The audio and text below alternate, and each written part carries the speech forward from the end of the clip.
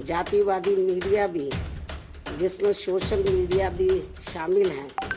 ये भी नहीं चाहता है कि यहाँ के खासकर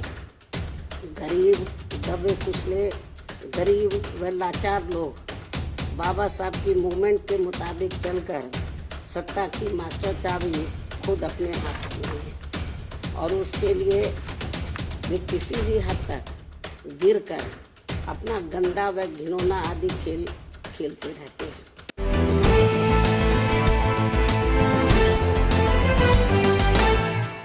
हमें अपनी पार्टी व मूवमेंट को फिर से आगे बढ़ाना है तथा आगे चलकर सत्ता में भी जरूर आना है। तभी फिर यहाँ गरीब, असहाय, दुखी, पीड़ित व कमजोर वर्गों के लोगों का सही से भला हो सकता है। और अब तो इनके प्रति जातिवादी मानसिकता रखने वाली पार्टियों के साथ साथ जातिवादी मीडिया भी, जिसमें सोशल मीडिया भी शामिल है, ये भी नहीं चाहता है कि यहाँ के खासकर गरीब, दबे कुचले, गरीब व लाचार लोग बाबा साहब की मूवमेंट के मुताबिक चलकर सत्ता की मास्टर चाबी खुद अपने हाथों में लें और उसके लिए वे किसी भी हद तक गिरकर अपना गंदा व घिनौना आदि खेल खेलते रहते हैं। इसलिए यूपी का वर्तमान चुनाव परिणाम बीएसपी के करोड़ों लोगों की रात दिन की कड़ी तन मन धन की मेहनत का ये वाजिब फल कतई नहीं है। फिर भी बाबा साहब के अनुयायी पार्टी होने के नाते इस पार्टी के लोगों को अपनी हिम्मत कतई नहीं हारना है, बल्कि पत्थर काट कर रास्ता बनाने का अपना प्रयास व संघर्ष हर हाल में आजीवन जारी रखना है। जबकि ऐसे खराब राजनीतिक हालात बीजेपी ने भी देखे हैं, जब आजादी के बाद से काफी लंबे समय तक देश में राज करने का मौका यहाँ की जनता ने इनको नहीं दिया था। बल्कि यूपी में भी सन 2017 से पहले भाजपा की स्थिति यहाँ कोई खास अच्छी नहीं थी और अब इसी प्रकार कांग्रेस पार्टी भी लगभग उसी हालत से गुजर रही है जिस खराब हालत से पहले भाजपा गुजर चुकी है। इसलिए कल आए चुनाव परिणाम आगे के लिए सबक, जिसके परिप्रेक्ष्य में यहाँ मैं ये कहना जरूरी समझती हूँ कि चुनाव में पूरे यूपी से मिले फीडबैक के मुताबिक जातिवादी मीडिया अपनी अनवरत गंदी साजिशों प्रायोजित मैनेज किया हुआ मतलब सर्वे आदि कार्यक्रमों एवं लगातार नेगेटिव प्रचार के माध्यम से खासकर मुस्लिम समाज व भाजपा विरोधी हिंदू समाज के लोगों को भी गुमराह करने में ये प्रचारित करके काफी हद तक सफल साबित हुआ है कि बीएसपी भाजपा की बी टीम है तथा ये पार्टी सपा के मुकाबले में कम मजबूती से चुनाव लड़ रही है। ये खूब इन्होंने प्रचार किया, जबकि सच्चाई इसके विपरीत है, बिल्कुल उलट है।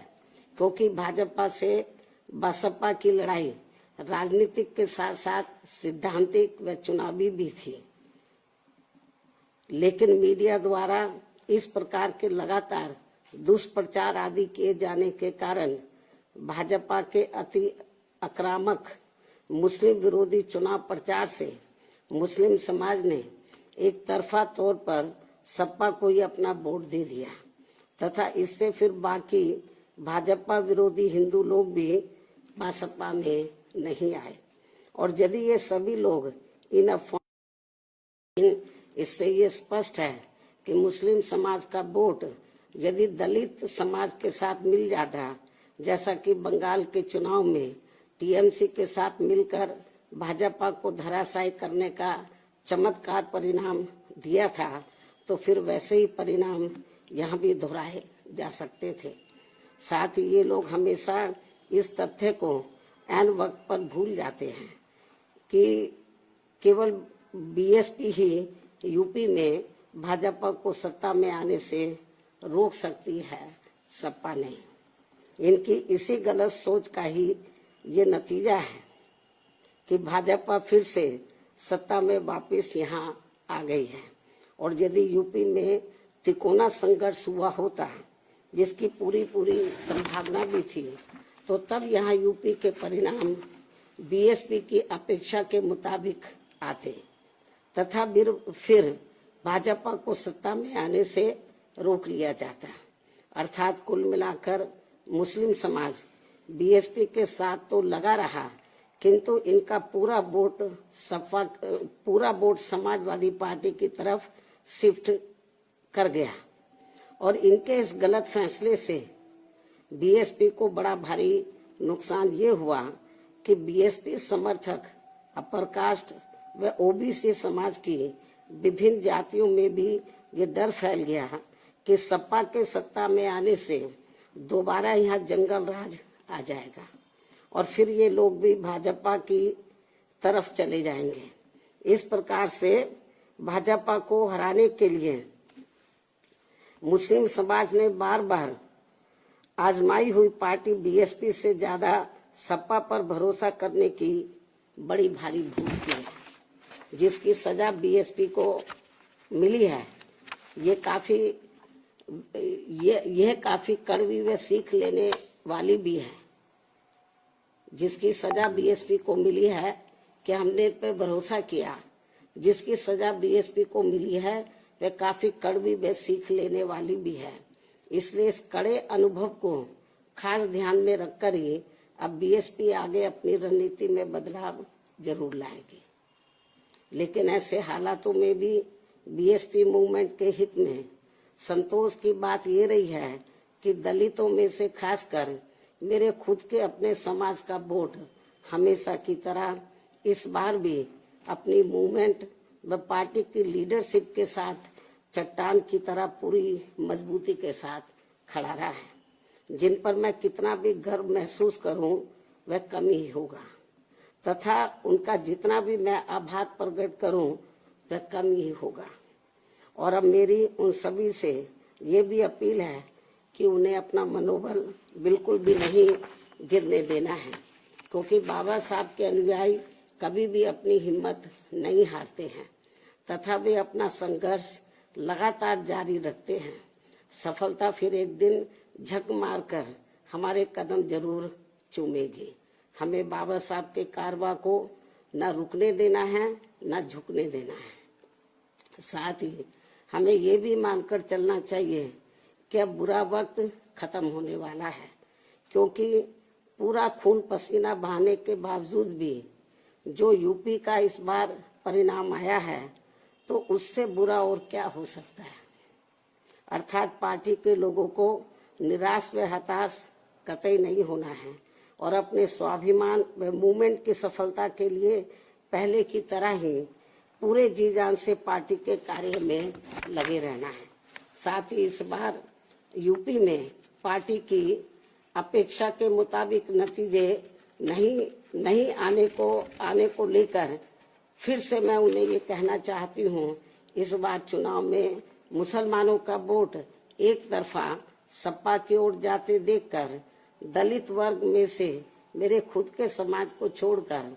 बाकी सभी हिंदू समाज ने सपा के रहे गुंडा, माफिया, आतंकी व भ्रष्ट राज को याद करके तथा ये सोचकर कि कई हिंदुओं का वोट बंटने से सपा सत्ता में वापस न आ जाए, इसके डर से इन्होंने बीजेपी की नीतियों व कार्यशैली से दुखी व परेशान होते हुए भी अपना एक तरफा वोट बीजेपी को अंदर ट्रांसफर कर दिया, जिसने फिर बीएसपी को सन 1977 में कांग्रेस पार्टी की हुई स्थिति की तरह यहाँ चुनाव में लाकर खड़ा कर दिया है। हालांकि इसके बाद फिर अगले हुए चुनाव में कांग्रेस पार्टी पूर्व की तरह यूपी सहित देश के अन्य राज्यों में भी पुनः सत्ता में वापस आ गई थी। कहने का तात्पर्य ये है